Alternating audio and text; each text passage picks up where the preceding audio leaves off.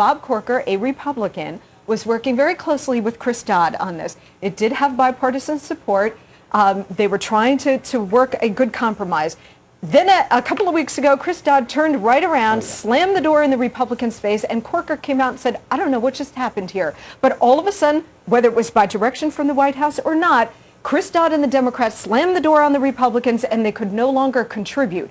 That's why you are getting just a strictly partisan. You're not giving the full history here. You are getting Let's talk about the history of that bill. You are talking about now a strictly partisan bill, not unlike what we saw in healthcare, not unlike what we saw with the economic stimulus, because the Democrats refused to work with the Republicans. Monica, let's talk about the history of that bill. To compromise. All right, for 15 months, Chris Dodd tried to work with the ranking Republican, the person he's supposed to work with, Dick Shelby. Yes. He tried for months and months and months, and Dick Shelby basically said, no, I'm not doing it. We're the party of no. We're doing nothing. So finally, after a year of trying to work with Dick Shelby, he turns to a very junior member, Bob Corker, Republican on the committee, and says, can I at least work with you? Bob Corker and Dick Shelby come very close. They come to an agreement. Corker then says to Republicans, I think we've got something here we can work with. And the entire Republicans said, Corker, do not work with the Democrats. We want to win on the party of no. So finally, Chris Dodd says, it's been 15 months. I got to move forward. You filibuster a lot. Look, the party of no thing. I mean, if you're going to run against Bush and you're going to run against Party of No, I'm telling you, you're going to have more of a bloodbath than is to be expected in November because you guys are incredibly negative. I mean, you paint the Republican Party as the Party of No. They're standing up to resist bad ideas. He referred to it as un-American. All of a sudden, dissent is un-American. I'm very glad you brought that up. Wait, let me finish, please. Dissent. This is what's been going on for the past few weeks with the Tea Partiers, and that is that any kind of dissent you see. This is the left. This is the gang that brought you the 1960s, and they're now saying that dissent is un-American. But that's not fair, Liz. And Monica, I read a very good column you wrote in the Washington Times. This is a very important issue. I'm glad we brought this up. Dissent is as American as apple pie. Absolutely. Respectful. You just said it wasn't American in a little while.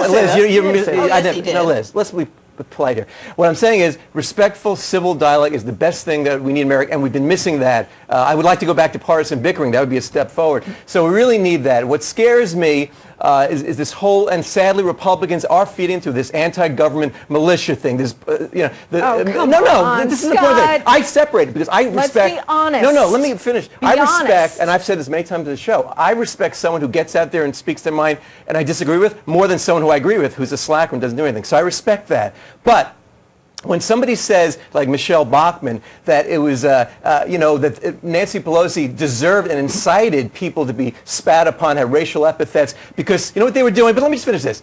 Talk about American. They were walking, black, white, man, women, gay, straight, arm in arm, to vote. It doesn't get any more American than that. Spitting on people, racial epithets, doesn't get any more un-American than that. You've completely mischaracterized what happened going on. Well, Chris, I'll let you handle that. To the question of civil debate, okay, what concerns me is the hypocrisy on the left, okay? Let's start with Maxine Waters. Let's start with Congresswoman Maxine Waters. If, in fact, what you want is civil debate, that's fine. I'm all with civil debate. But the left doesn't own what civil debate is and how to define it. Maxine Waters has been caught on tape with all these conversations chanting the crowd, Bush is a liar, all of those kinds of things. So if we're going to be real and we're going to have a civil debate, let's do so. But the left doesn't own it. The right doesn't own it. Anyone, and this whole idea of, we've suffered so because, everybody's always attacking us as being this and that. Get over it. And may I just add to that, and what is also so hypocritical about the left's position is that all of the major gains, civil rights, gay rights, women's rights, all of them were gained through anything but a civil conversation.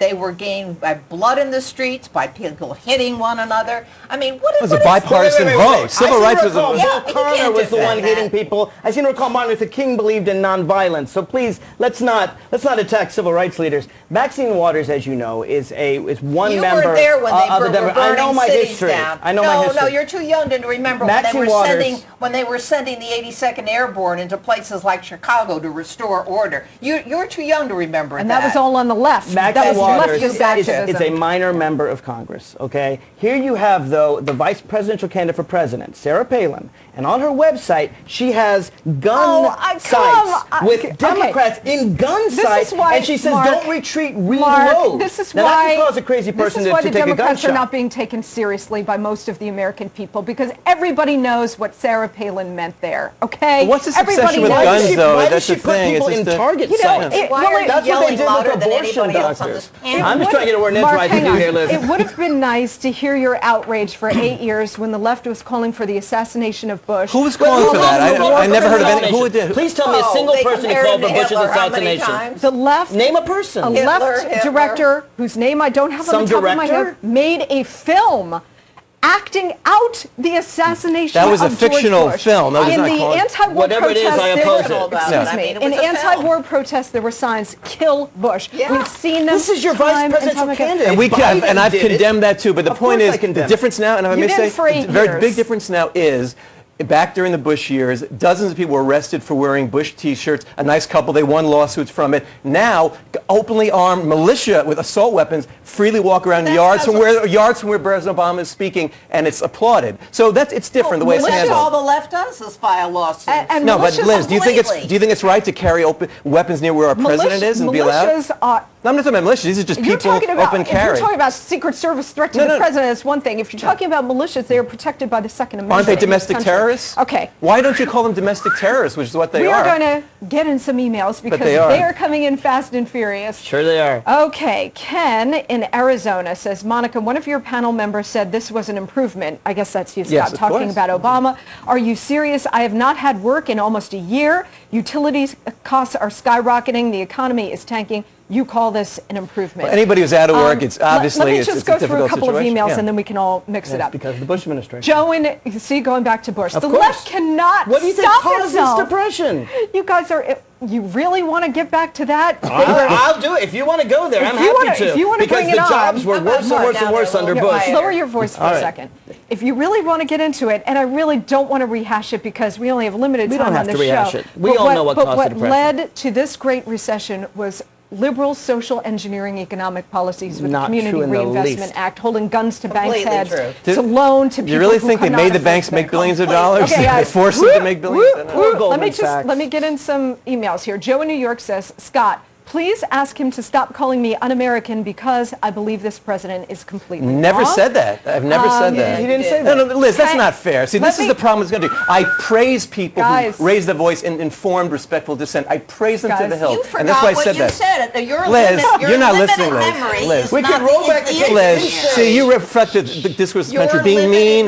Liz, why always be mean and by the way? That's not very nice. Left to say one thing and say and it's typical of people like you to be very mean. It's not very nice, Liz. In the last 3 minutes, I've gotten through precisely 2 emails. Okay, here we go. You didn't say dissent was un-American. So left-wing. Hank in Seattle says, independent voices of America, we are done with the Democrats. The economic situation was brought to us by the Community Reinvestment Act, Barney Franks, Chris Dodd, and That's a real slander because that's absolutely false. It's absolutely true. False. No, the Community Reinvestment Act banks, just to be clear, did not go under like the big investment banks did. Tangent, Mark, let me just get in some emails. That's not true, and that's something Andrea says, OMG, hush up. This is why the Tea Party is as active as it is. We are sick of the bickering on the level of a 4-year-old and the need for a timeout.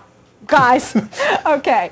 Bob Fritsch in Phoenix. Hi, Bob. He says the Democratic Party is the party of hypocrisy. Let's see. Bob from Iowa says, Monica, I would love to watch your show today, but I cannot stand Mark the Loudmouth. Maybe you can tell he is on radio because he loves his voice and interrupts everybody. Sorry, Mark. Hope to see you next week. Okay, let's see. Dissent during the Bush administration. Lori says, there is a lot of selective memory when it comes to dissent during the Bush years. Respectful? No. Hitler and Joker posters of Bush's face, plenty of those. Assassination jokes in movies, yes. Where was the outrage then? This is hypocrisy at its worst. Robert says, what bills have the Republican passed in the last 11 and a half years? The only thing I can think of is the donut hole. We can get into health care. That's what he's referring to there. Let's see. For the record, I called out anyone on the left that called Bush Hitler.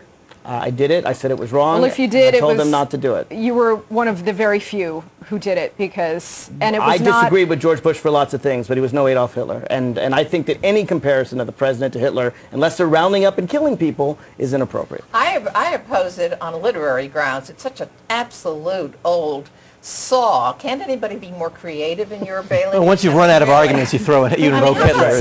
Okay, guys. All right, let's. And I called Rush Limbaugh out on, by the way, on that specifically. Oh, we have to. Oh, good. I'm glad. Saved by the commercial bell. Okay, when we come back, a civilized, I hope, conversation about VAT, value-added tax, soon coming to, well, pretty much everything you buy. Sit tight.